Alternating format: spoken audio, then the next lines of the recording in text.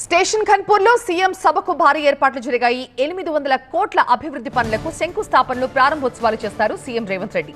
శివనిపల్లిలో ఇందిరా శక్తి stalls పరిశీలిస్తారు రేవంత్. ప్రజాపాలన విజయోత్సవ సభకి భారీ ఏర్పాట్లు చేశారు. సీఎం సభని అడ్డుకుంటామన్నారు బీఆర్ఎస్ మాజీ ఎమ్మెల్యే రాజయ్య. అయితే రాజయ్య సహా పలువురు బీఆర్ఎస్ ఎంఆర్పీఎస్ నేతల్ని ఇప్పటికే పోలీసులు హౌస్ అరెస్ట్ చేశారు.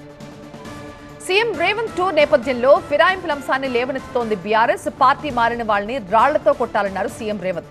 కడియం శ్రీహర్ని ఎలా చేర్చుకున్నారని ప్రశ్నిస్తున్నారు మాజీ మంత్రి రాజయ్య. కడియంతో రాజీనామా చేయించి మళ్లీ ఎన్నికల్లో నిలబెట్టాలంటూ రాజయ్య డిమాండ్ చేస్తున్నారు. ఎవరైతే పార్టీ ఫిరాయిస్తారో వారందరినీ పిచ్చి కుక్కను కొట్టినట్టు రాళ్లతో కొట్టి చంపండి అని నువ్వే పిలుపునిచ్చినావు. అవసరమైతే నేనే మొదటి రాయేస్తానని చెప్పినావు. ఇవాళ అందరికంటే ముందుగా పార్టీ ఫిరాయించింది కడియం శ్రీహరి. తగుదునమ్మా, ఆయన పెట్టిన సభకు నువ్వు వస్తున్నావు. నీ ప్రభుత్వాన్ని కూలుస్తా అని చెప్పిండు 6 నెలల్లో. నువ్వేమో ఆయనను రాళ్లతో కొడుతానని నువ్వన్నావు. ఇవాళ ఇద్దరు ఒకే డయాస్ మీద ఉంటున్నారు. మరి మీరిద్దరు ప్రజలకు ఏం సమాధానం చెప్తారో అక్కడి నుంచి చెప్పాలా? కడియంస్లో రాజీనామా చేస్తావా లేదా ప్రజలకు క్షమాపణ చెప్తావా తేల్చుకోవాల్సిందని డిమాండ్ చేస్తా ఉన్నాం. సో వరంగల్ నుంచి మా ప్రతినిధి పెద్దేశ్ లైవ్ లో జాయిన్ అవుతున్న మరింత సమాచారంతో. పెద్దేశ్, ఒక పక్క సీఎం సభకి ఏర్పాట్లు భారీ ఎత్తున జరిగాయి. మరోవైపు అటు ఎంఆర్పీఎస్ గానీ బీఆర్ఎస్ గానీ నిరసనలకు దిగుతామని ముందుగానే చెప్పారు. వాళ్ళని హౌస్ అరెస్ట్ చేసినట్టుగా తెలుస్తోంది. సో ఏంటి సిచ్యువేషన్ ఏంటి? ముఖ్యమంత్రి రేవంత్ రెడ్డి మరికొద్ది సేపట్లో స్టేషన్ ఖన్పూర్ నియోజకవర్గం పరిధిలోని శివునిపల్లిలో ఏర్పాటు చేసినటువంటి కాంగ్రెస్ పార్టీ విజయోత్సవ సభకు రాబోతున్నారు. ఇక్కడ ప్రజాపాలన సభకు మరికొద్ది సేపట్లో ఇక్కడికి చేరుకున్నారు.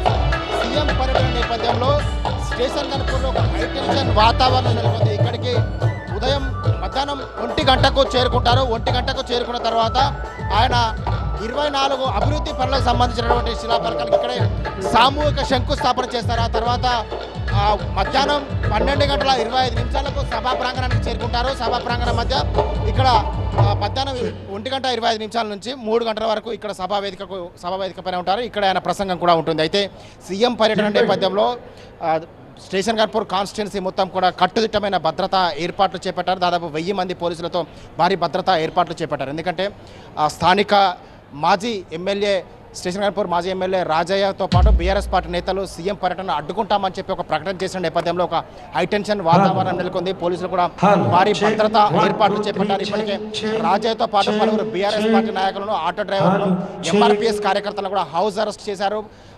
అడుగడుగునా పోలీసుల భద్రత కొనసాగుతుంది. ముందస్తు అరెస్టుల నేపథ్యంలో కూడా హైటెన్షన్ వాతావరణం కంటిన్యూ అవుతుంది.